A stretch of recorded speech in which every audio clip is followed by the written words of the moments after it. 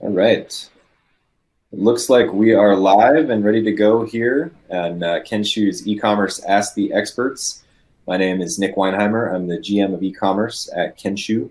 We are a almost 14-year-old enterprise advertising technology platform with solutions for search, social, and e-commerce. I represent our e-commerce business unit, and I'm joined by two experts in the e-com space, Patricio Harrington and Matt Hoffman. I'll let each of you introduce yourselves and the companies you represent. If you want to go ahead, Pat. Yeah, Patricio Harrington here, go by Pat. I am the VP of Client Advertising at The Stable. One of the founders of the Seattle office after spending about 10 plus years at Amazon. Thanks for joining. Hey, thanks for having me, Nick. My name is Matt Hoffman, and I am the Director of Online Marketplaces at Kaged Muscle Supplements. So we're a premium sports nutrition brand that has been selling in retailers all across the U.S. and internationally for about the past 5 years. Awesome. Thanks, Matt. Thanks for joining, Matt and Pat. Thank you both. Judging by our various backgrounds, looks like we are all work from home, as I assume most of our, if not all of our audience is as well. Such are the times we live in. I know we're all probably keeping an eye trained on lots of the information coming out from all of our clients and partners, studying our businesses with the effects of COVID-19 globally. Obviously, a very interesting and challenging time. I know in our space, we've seen a lot of the, kind of the continued data coming out about, essentials versus non-essentials for products that are available for shipping and e-commerce.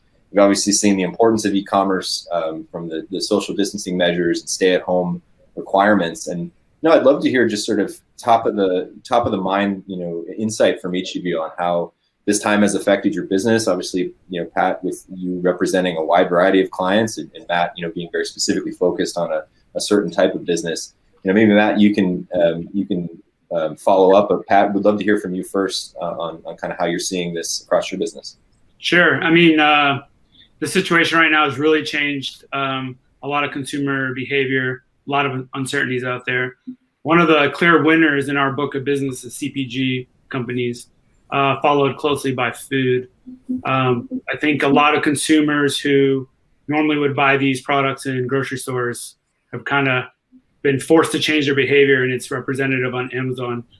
Conversely, consumer electronics, home goods, purchases that could be kind of put off. If you can buy it next month, you're going to buy it next month.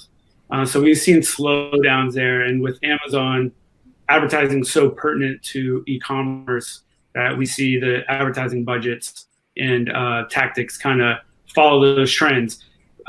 Clients whose businesses are growing are doubling down, and then clients who see, a slowdown, to say, in the consumer impact, so kind of slow down that ad spend correspondingly.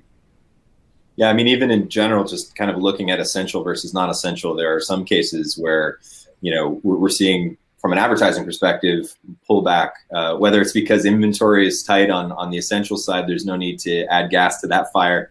And obviously on the non-essential side, either drop an ROI, when folks are searching for products, but the shipping window is too delayed. We definitely see kind of both sides of that coin. Interesting to see from your perspective, Matt, and maybe you can give us a little more color on the types of products that, Kaged Muscle provides, and, how this has affected, your business at a high level. Yeah, absolutely. You hit the nail on the head there, Nick, with the needing to lessen our advertising to not add gasoline on the fire of, getting rid of all of our products and hurting our inventory in stock rates. So we've been impacted pretty substantially so far by COVID-19, even though we are considered an essential goods business, and that's been twofold. We sell proteins, pre-workouts, fat burners, creatines, things to help with sports performance. And so that's usually kind of considered an expendable income type of category where people are only going to spend when they have, extra. And right now, with all of the, confusion and worry about the economy and where things are headed, we've seen a slight dip there, even though, again, we are able to fill orders on the Amazon platform. So combined with some extra supply chain issues due to our 3PL system fulfilling a lot of medical device orders, We have seen about 50% year over year decrease in our glance views on Amazon specifically. Wow. And then in terms of, and you guys are a seller, correct, on the marketplace? We are a seller and a vendor. So we have a hybrid. You've got the hybrid model. So in terms of what you're seeing, from shipment windows and kind of looking at the supply chain side of things, I mean, are you seeing any improvement in that, week over week, or is that continuing to kind of level off at sort of the aggregate average right now? We actually have not seen much of a dip on the vendor side as far as our purchase orders are going and shipping windows. They've, given us a lot of warning emails saying that we should be prepared for a decrease, but that hasn't occurred yet. And as far as our seller side goes and FBA shipments, I mean, we're still shipping product in, they're receiving it well. We have seen a decline in their ship times to consumers though. So even like prime orders will still be fulfilled with anywhere between 3, 4 to 5+ days. Interesting. Yeah, and I know I've heard, especially on the Prime Now, for some word from Amazon that there's perhaps even some demographic shifts in where they'll provide some of the downstream kind of last mile delivery opportunities based on those that might be more at risk during these times. So that's certainly interesting. I know for myself, I've actually made an investment in my own home gym, so it stands to reason it's essential to want to get all the supplements that potentially would follow with that. So that's definitely interesting insight. I don't know if Pat, across sort of a different swath of companies that you guys represent as an agency, if you're seeing any nuances or insight on the supply chain front that you might want to comment on. Yeah, there's a few things. So I think for our vendors, Amazon started ordering up before things really got into shutdown mode. So that was great planning on their part, and definitely addresses a lot of concerns from clients who are the vendor side. On the seller side, it's really the have and have nots. The products deemed essentials, which primarily CPG and food, again, for us, have not had many issues, just like Matt said. But for other clients who are non-essential, Amazon slowed down ordering. Also seeing supply chain on the reverse side, let's say the client side, who have hit unexpected demand, where they're now have to really take into account how fast can they replenish from their manufacturing source, which normally is a good problem to have because you can adjust for this for high growth, but they're having obstacles in the original sourcing.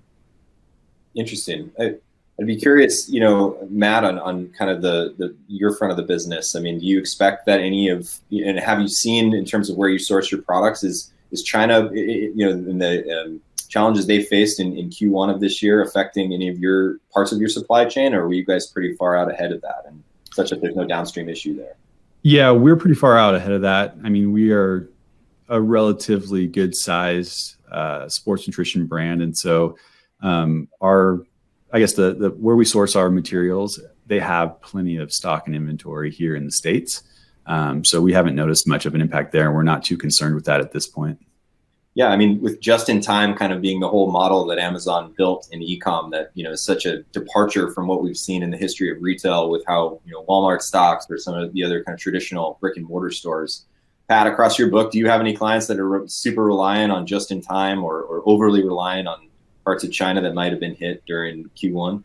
I think we're seeing more of the China effect, where there's just a big slowdown, or even international components from Europe and factors like that. I think it does bring to question a lot of companies and brands' strategy with supply chain localization versus low cost, and what the risk factors are there that no one was thinking about pandemics, right? We're just thinking about economic slowdowns, perhaps. So this really post-pandemic is going to give a lot of people some food for thought on how to approach risk. Right. I think most of the ways we, as a species, plan for these types of things is we add force majeure to contracts and then kind of try to roll with it. But I'm curious to see as well what some of the inventory insurance type opportunities, or like you said, different strategies around localization or syndication of their manufacturing zones across different regions. it'll be interesting to see some of the follow-up from that. But maybe digging a little bit more into the advertising specifics. And I know, Matt, you guys have made the choice to pull back based on, what you're seeing, and 100% makes sense. We see this across the board in other crises that may happen across different verticals, where the first thing you pull back is marketing and advertising. You don't want that ad out there for airline flights if there's been an airline accident or something like that. So stands to reason, typically pulling back on some of those growth levers when there's major shark in the water. You kind of need to move a different direction. I know, Pat, when you and I were chatting before, looking a little bit at some of the precipitous decline in impressions right around kind of the 21st of March. Yet we were still seeing, across the board, across our indices, relatively static, if not the same or growing, revenue lines and click lines. I'd be curious if you have thought about how Amazon is responding, or how your clients are responding, and what's kind of underlying that. Do you have some thought there? Yeah, I've been spending a lot of time thinking about this. So a few thoughts. One thing, to your point, we're seeing less impressions, but the same cost being spent, and just as good, if not as good or better, performance. So on the performance side, for those that are, doubling down or increasing spend, just being more aggressive, we're thinking that it's a mix between less competition, so our brand's pulling back, so that kind of alleviates demand constraints. But there's more consumers now shopping as well, so there's more supply. So I think we're seeing lower cost per clicks, and that's the narrative we think is going on there. But you would think there'd be so much more impressions because of the new shoppers, and that's where the peculiar fact is that we saw that drop on the 21st. And the best guess we have right now, because the performance is maintained and top of search is where a lot of the performance is concentrated in, we're thinking that the impressions may have been reduced on below the fold or perhaps detail pages. Just trying to think what impressions could be cut off in mass and not affect performance. And that's where my team's collective heads at on that. I was even just doing my own anecdotal searching yesterday while on a call discussing this with some other industry partners, and I was trying to do essential keyword searches as well as non-essential keyword searches. And yesterday, even compared to today, I've been getting different results in terms of where I'm seeing sponsored. Yesterday, when I searched for a Razor scooter, I saw a sponsored brands link and then no sponsored products until about the 8th row, in which I saw 4 sponsored ad units. So way below the fold. And depending on viewability and whether an impression is counted at that point, it could be if they remove that first layer of non-essential, that first row of non-essential that's always above the fold. Does that have any effect on it? And then on essential items, I was seeing, fewer, though more prominent sponsored products placements as well as sponsored brands. And yet for some terms that are maybe part of toilet paper gate in the kind of panic buying of mid-March, toilet paper showed no sponsored ads for my queries yesterday. And yet today for non-essentials, I was seeing 1 sponsored product unit on the top rail and then that same 8th row sponsored products grouping. So you have to imagine that Amazon is thinking on their end, I want to make sure I'm not, seen as profiting from a crisis and all the increased traffic, while also trying to balance providing, their brands, their opportunities to advertise effectively. It's interesting thought. I don't know if there are any follow-ups that, as you look at your book of business, Pat, is this averaging out? I mean, because we also talked about these non-essentials, losing potentially some ROI on their advertising as they pull back. There's some of the others that are finding opportunity, kind of filling that across the board. Yeah, I think it's all very personal. It goes beyond just the category. It depends on the supply chain risk we talked about, cash positioning, access to cash, just general trends that we may have seen earlier in the year. There were some slowdowns economically, so were there tailwinds already there, or I should say headwinds really into the business. Sure. I think we're going to uncover a lot in the next few weeks, and also just learning more about Amazon, what they may have been doing. Right. They may not just tell us straight up, but I think with enough people kind of sharing experiences, what they're seeing, might be able to kind of come up with a triage type answer. Yeah, most definitely. So Matt, I mean, I know we talked a little bit about force majeure and the fact that nobody really accounts for a pandemic. So I imagine just like Amazon is having to hire their, basically their Q4 workforce overnight to try to, meet the demand. I imagine you guys as an organization have to make some pivots and think through how does the rest of your year look and how do you adjust and kind of pivot in that context. Can you give us a little color on what it's like to be feet on the ground and with the remit that you have? Yeah, absolutely. I mean, I'm looking for a silver lining here in all of this, so I'm going to present it in that light. But we were already making a lot of the moves that were important for us to kind of survive a pandemic without that really being the intention, meaning we've been shifting our focus as a company and a brand towards direct to consumer and Amazon.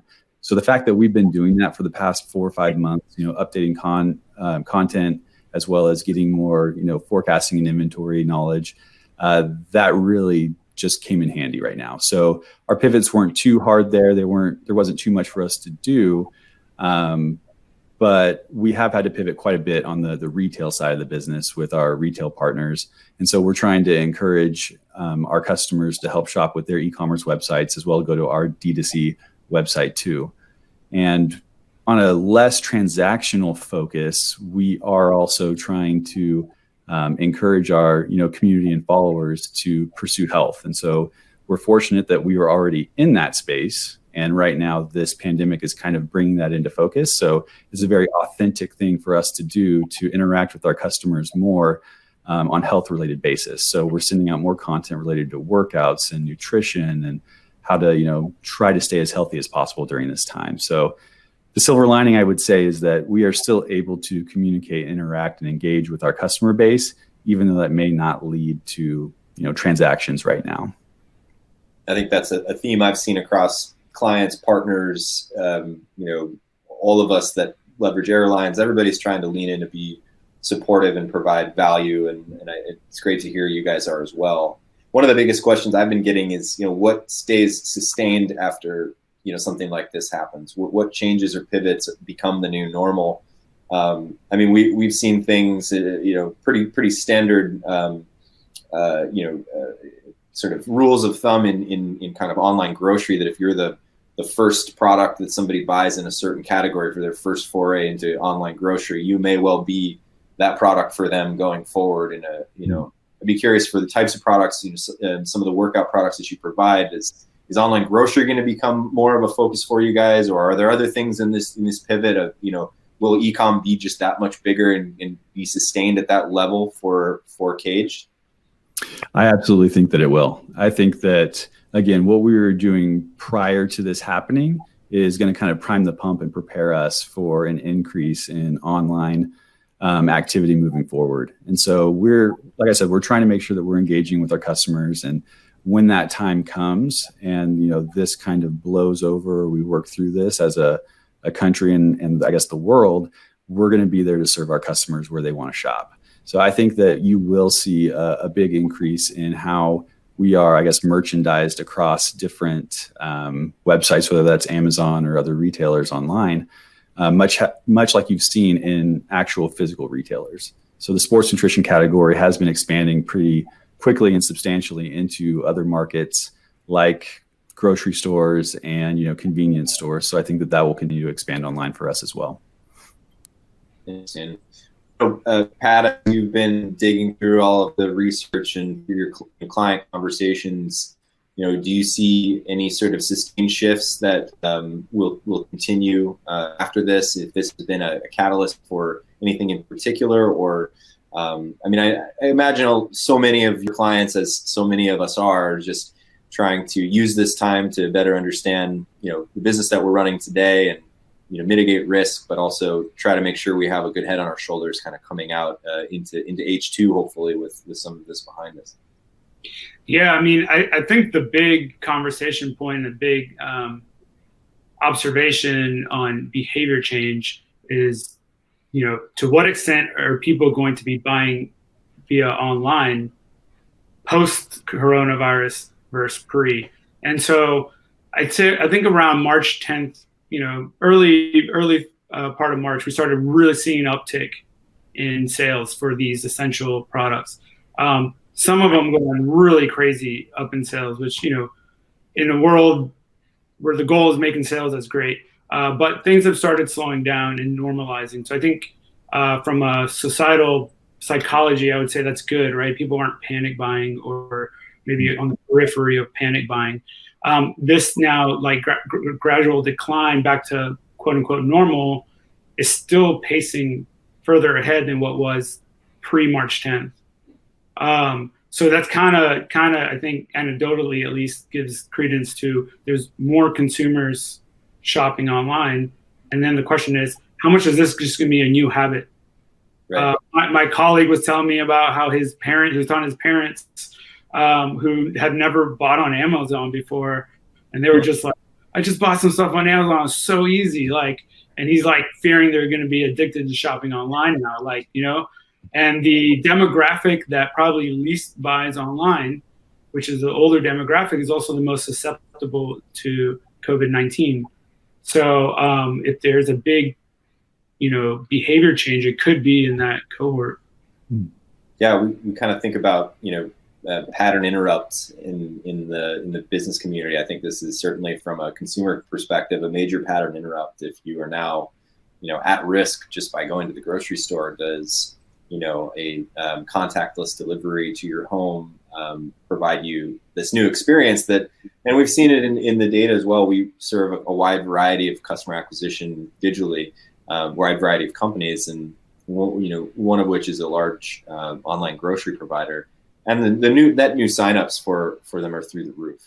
Even so far as to needing to pull back on customer acquisition for growth.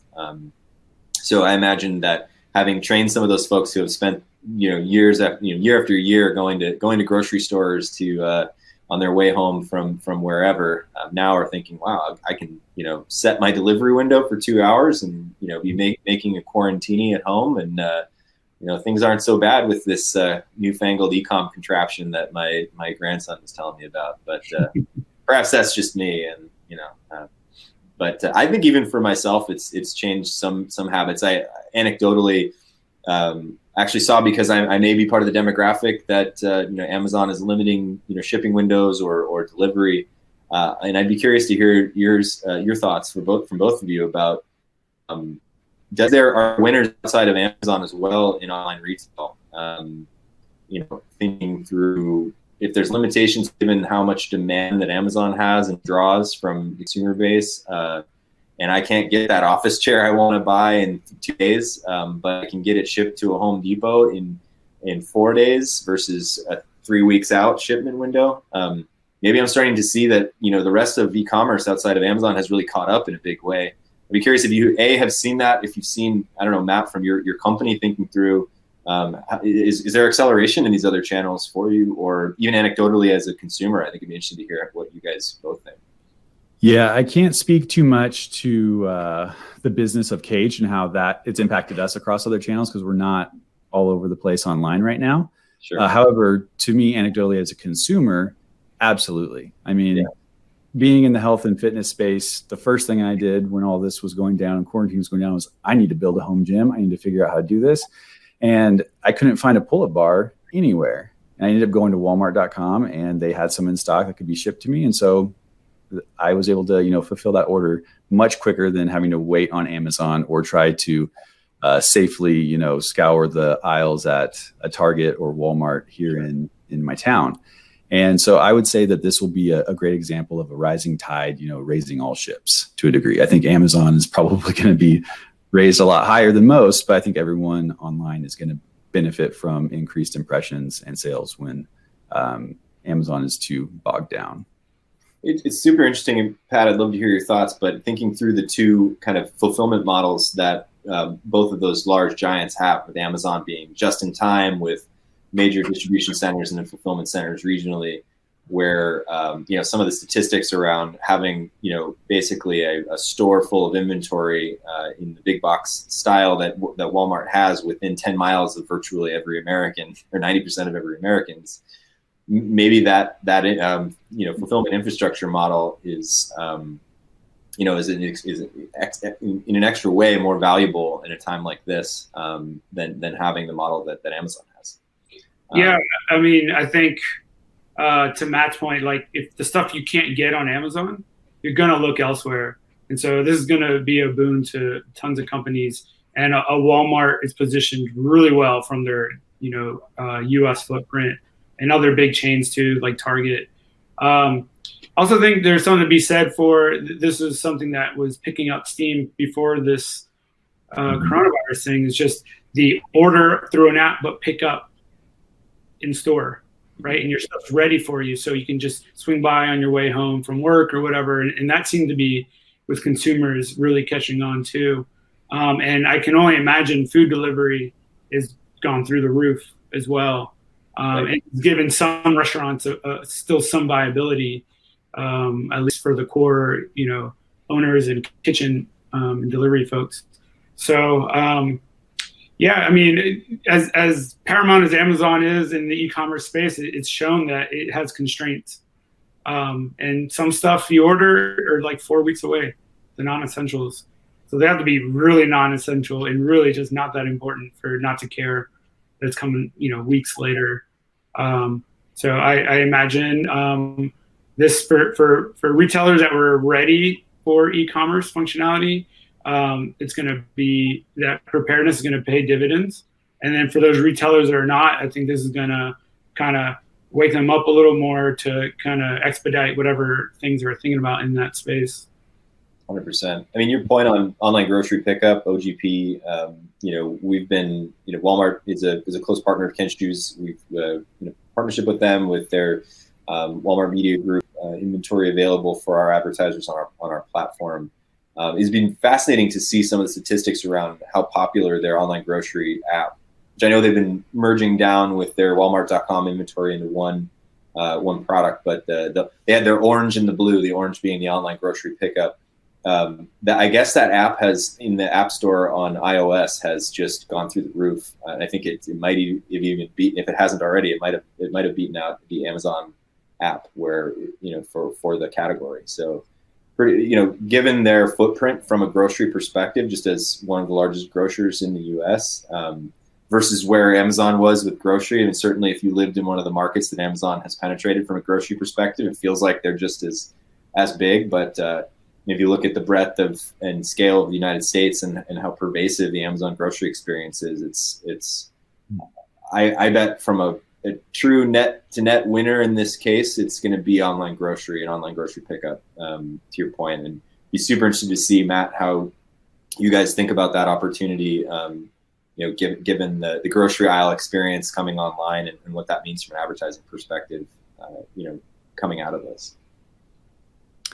Yeah, I would say that it's definitely going to be a focus for us, and it's going to be a focus for probably all CPG brands that haven't had the ability to do that thus far, right? Like, I think that everyone is taking this time to feverishly build out their strategy for how to capitalize on, a brand new customer set that's going to be coming to the e-commerce world moving forward. And that doesn't just stand with Amazon. That is going to be with the Walmarts and other marketplaces and probably other retail partners that they work with too. Definitely. Well, guys, I want to thank you both. I'm not going to let you off the hook yet.